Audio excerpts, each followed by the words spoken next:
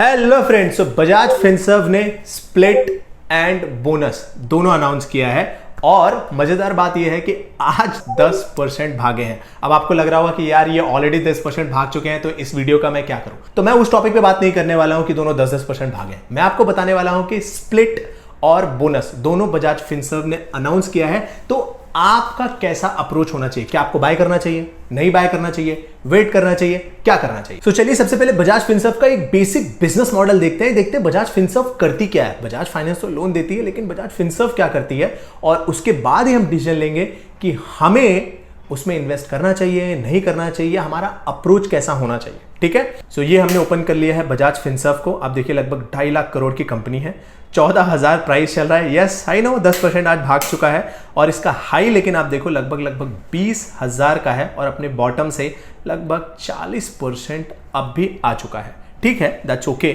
और इसने अभी हाल ही में रिजल्ट भी दिखाया है, तो सबसे पहले हम रिजल्ट पे फोकस करेंगे। यस, तो आप यहाँ पे सेल्स का डेटा अगर देखोगे तो सेल्स का डेटा पिछले 3 क्वार्टर से कम है, यानी कि सेल्स कम हुई है। लेकिन जरा आप मार्जिन्स देखो, ये जो है ना ऑपरेटिंग प्रॉफिट मार्जिन अगर आप देखोगे तो ये बहुत ज़्यादा बढ़ चुका है, लगभग 40% के आसपास आ चुका है इसका मार्जिन। एक तरफ सेल्स गिर गया लेकिन मार्जिन्स बढ़ गए, तो इसका रिजल्ट पे क्या इंपैक्ट हुआ, प्रॉफिटेबिलिटी पे क्या इंपैक्ट हुआ, वो जरा देखते हैं पहले। तो ये रहा जून 2022 का सेल्स। हमने ऑलरेडी देख लिया कि भाई सेल्स तो गिर चुका है, ठीक है, लेकिन मार्जिन्स बढ़ने की वजह से जो प्रॉफिट है वो देखो आप हाईएस्ट लेवल पे आ चुका है।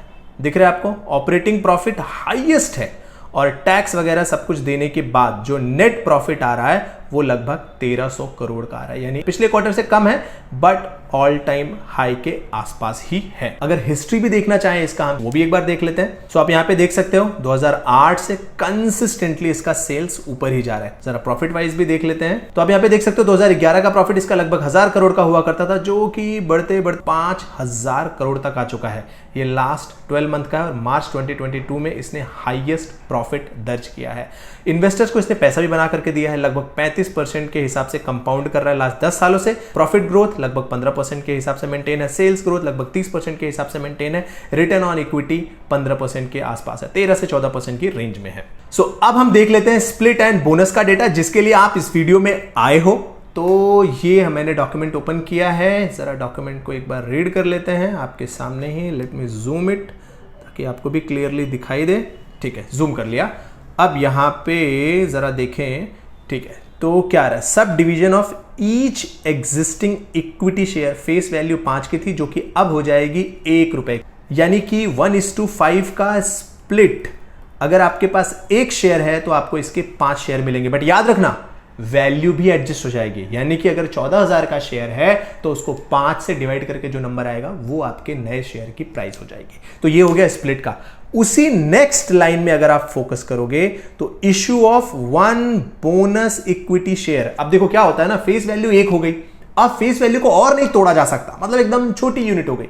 उसके बाद जो होता है वो होता है बोनस, लेकिन वो बोनस मिलने पे भी शेयर प्राइस एडजस्ट हो जाता है। तो पहले आपके पास 1 शेयर है, उसको 5 भाग में तोड़ा जाएगा, ठीक है, सब डिवीजन हो गया। उसके बाद इस 5 शेयर पे हर एक शेयर पे आपको एक बोनस मिलेगा, यानी टोटल आपके पास 10 शेयर आएंगे। और मान लो अगर उस दिन शेयर की प्राइस 14,000 रही, तो स्प्लिट और बोनस सब कुछ होने के बाद आपके पास 10 शेयर आ जाएंगे, और हर शेयर की प्राइस लगभग 1400 रुपए के आसपास पहुंच जाएगी। अब आप सोचोगे लेकिन बोनस का फायदा कहां मिला, क्योंकि सब तो स्प्लिट ही हो गए। तो इसको समझाने के लिए मैंने एक डिटेल वीडियो बनाया है, तो आप उसको अगर डिटेल में डीप समझना चाहते हो तो आई बटन पे लिंक है, आप उस पर जाकर के उसको देख सकते हो। ठीक है, सो इस पूरी कहानी से इतना समझ में आया कि 1 शेयर के बदले 10 शेयर मिल जाएंगे, और इस स्प्लिट में लगभग 2 से 3-4 महीने का टाइम लगा। याद है मैंने टाटा स्टील के ऊपर जब वहां पे स्प्लिट अनाउंस हुआ था तो मैंने एक शॉर्ट बनाया था अप्रैल में, और अब जाके आज 28 जुलाई है, आज उसका स्प्लिट हुआ है, तो लगभग 3 महीने तो लग गए ना।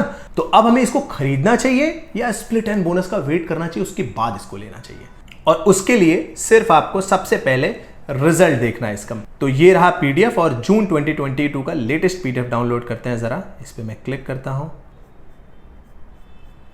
हाँ, सबसे पहले आप ये समझो कि बजाज फिनसर्व जो कंपनी है उसके अंदर कई सारी सब्सिडरीज हैं। कौन कौन सी सब्सिडरीज हैं जरा देखो। बजाज फाइनेंस की होल्डिंग रखती है ये कंपनी। दूसरा, Bajaj housing finance, Bajaj finance securities, Bajaj alliance life insurance, यानी कि अगर आप बजाज फिनसर्व में इन्वेस्ट करते हो तो आप एक लाइफ इंश्योरेंस कंपनी में भी इन्वेस्ट करते हो। Bajaj direct, Bajaj health, Bajaj asset management, Bajaj mutual fund, Bajaj Finserv ventures, यानी कि लगभग 15 कंपनियां इसके अंदर हैं। अगर आने वाले 10 सालों में ये सारी की सारी कंपनियां डीमर्ज होकर के लिस्ट होती हैं तो बजाज फिनसर्व के अंदर बहुत सारी वैल्यू पड़ी हुई है। तो एक बार बजाज अलायंस का कंट्रीब्यूशन भी समझ लेते हैं कि इंश्योरेंस से इनका कितना कंट्रीब्यूशन होता है। तो अगर आप यहां पे रेवेन्यू का सेगमेंट देखोगे तो इंश्योरेंस से जो आ रहा है, लाइफ इंश्योरेंस, जनरल इंश्योरेंस से लगभग 7,500 करोड़ का रेवेन्यू यहां से आता है। उसके अलावा इन्वेस्टमेंट और रिटेल फाइनेंसिंग से लगभग 10,000 करोड़ का, यानी कि रिटेल फाइनेंसिंग एक बहुत बड़ा इसमें सेगमेंट है। एंड देन विंड मिल से बहुत ही कम है, दैट्स ओके। एंड टोटल मिला करके लगभग 16,000 करोड़ का रेवेन्यू है। उसमें से अगर आप देखोगे तो लगभग 40% इंश्योरेंस वाला पूरा सेगमेंट दे रहा है, यानी कि बजाज अलायंस का अच्छा खासा इसमें कंट्रीब्यूशन है। और यहां पे एक चीज और नोट करने लायक है जो कि मैं आपको बताता हूं। बजाज फाइनेंस का एक बार शेयर होल्डिंग पैटर्न देखते हैं। बजाज फाइनेंस ये कंपनी भी बहुत बेस्ट है गाइस, आपको इसको पढ़ना चाहिए। जरा इसका सेल्स का डेटा देखो कितना ब्यूटीफुल है, हाईएस्ट लेवल पे इसका सेल्स जा रहा है बजाज फाइनेंस का। ये रहा प्रमोटर्स की होल्डिंग, जरा देखिए। हाँ, बजाज फाइनेंस को बजाज फिनसर्व 50% उसकी होल्डिंग ये रखता है, दिख रहा है आपको। और बजाज फाइनेंस का जो मार्केट वैल्यूएशन दे रहा है फिलहाल के लिए वो 4,30,000 करोड़। इसका 50% बजाज फिनसर्व होल्ड करता है। इसका 50% यानी कितना हो गया, 2,12,000 करोड़। और बजाज फिनसर्व की एक्चुअल वैल्यूएशन कितनी है, सिर्फ 2,30,000 करोड़, जबकि उसके पास खुद का बजाज अलायंस और भी बिजनेसेस हैं। 50% बजाज फाइनेंस का प्लस उसके अलग बिजनेसेस और, यानी कि जहां पे आज बजाज फिनसर्व है वहां से भी उसकी बहुत ज्यादा वैल्यू बढ़ने की संभावना है। तो अगर आप ये सोच रहे हो कि 10% भाग गया, 12% भाग गया, 15% भाग गया, या 10,000 से 14,000 आ चुका है इसलिए नहीं लेते हैं, बाद में लेंगे, तो मेरे हिसाब से वो सही थॉट प्रोसेस नहीं है। बजाज फिनसर्व जो है, अगर आप यहां पे नोट करोगे तो ये लगभग 19,000 का था, वहां से अभी भी 14,000 का है। यस, 19,000 पे भी आई नो ओवर वैल्यू ही था, आई एग्री, बट करंट जो वैल्यूएशन है वो लगभग 46 के पी पे मिल रही है। थोड़ा सा ओवर वैल्यू की तरफ है जरूर, लेकिन अगर आप सिर्फ इस वजह से नहीं लोगे क्योंकि 10% भाग गया है, that is not right way to think. अगर आप ये सोच रहे हो ओवर वैल्यू, अंडर वैल्यू और बाकी पैरामीटर की वजह से अगर आप नहीं ले रहे हो, that's okay, that's perfectly fine. But अगर आप सिर्फ आप ये सोच रहे हो 10% भाग गया अब नहीं भागेगा, ऐसा किसने कहा? हो सकता है अपने पुराने हाई को भी जाए। और मैंने आपको वैल्यूएशन वाइज बताया कि ये कंपनी 50% बजाज फाइनेंस का होल्ड करती है और बजाज फाइनेंस 4,30,000 करोड़ की वैल्यूएशन है। उसका 50% यानी कि 2,15,000 करोड़ तो इसका बाय डिफॉल्ट वैल्यूएशन होना चाहिए, और इसका वैल्यूएशन है कितना, 2,33,000 करोड़, दैट्स इट।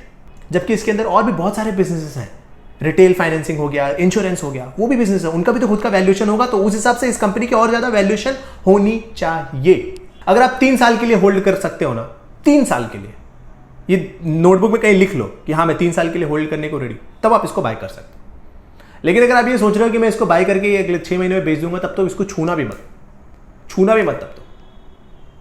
3 साल, 4 साल, 5 साल के लिए होल्ड करने को रेडी हो तो आई एम प्रीटी श्योर जिस हिसाब से इसका बिजनेस चल रहा है, जिस हिसाब से इनके मैनेजमेंट की गाइडेंस है, उस हिसाब से ये स्टॉक ऊपर जाएगा। ये अच्छा स्टॉक है, इसने अपने आप को हर जगह से प्रूव किया हुआ है। एक्चुअली ना म्यूचुअल फंड इंडस्ट्री में ना एक टर्मिनोलॉजी बड़ी फेमस है, वो होती है B2H2। अब आप सोचोगे ये क्या है, B2H2 क्या है, कोई बीमारी है? नहीं, B2 यानी कि Bajaj finance and Bajaj Finserv, है ना, ये ट्विंस।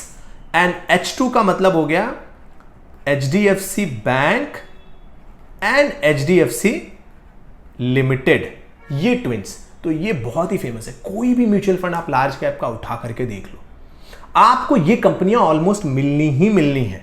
शायद ही कोई म्यूचुअल फंड आपको मिलेगा जिसने Bajaj finance, Bajaj Finserv, HDFC limited, HDFC bank में इन्वेस्ट ना किया हो। खास करके लार्ज कैप वाले 100% करते हैं।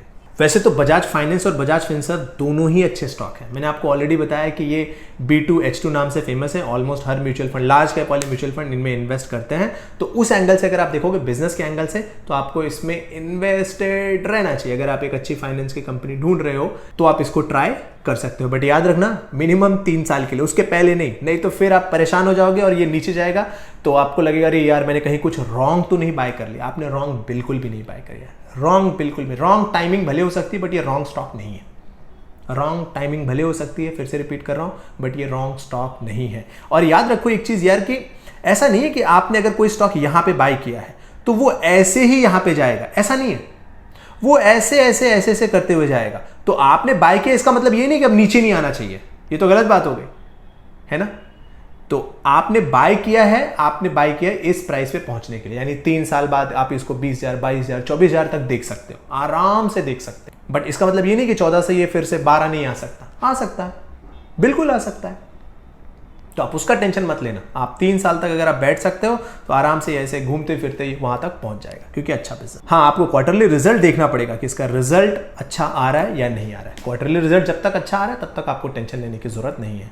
सो आई होप इस वीडियो से आपने ये जरूर सीखा होगा कि सिर्फ कोई स्टॉक 10% भाग गया इसलिए ना लेना इज नॉट अ लॉजिक। हाँ, अगर आप वैल्यूएशन वाइज कुछ देख रहे हो, दैट्स अ डिफरेंट स्टोरी। हाँ, अगर आप किसी और एंगल से देख रहे हो कि मुझे लेना ही नहीं था, दैट्स अ डिफरेंट स्टोरी।